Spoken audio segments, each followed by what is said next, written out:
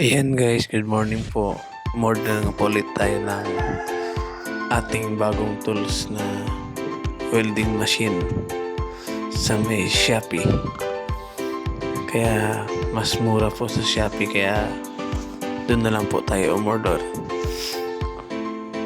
Kailangan lang magaling lang kayo magpili ng i-orderan nyo para tama po yung darating na tools sa inyo.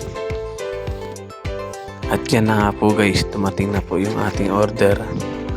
At meron po ulit tayong makulit na bata na gustong magbukas ng aking order.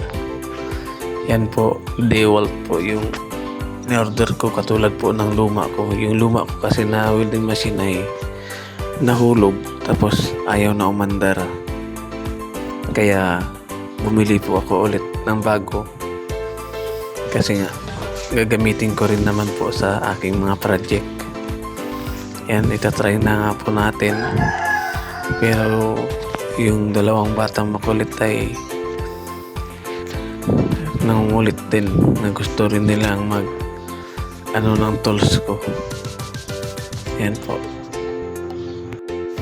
At ito na nga po guys, sinaksak na po natin at try natin po. Gumagana po siya. At malakas po yung blower niya. Yan, napakalakas po yung kanyang blower. At nag-welding nga po tayo, pero hindi ko lang na video kan.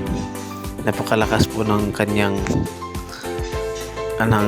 panglusaw.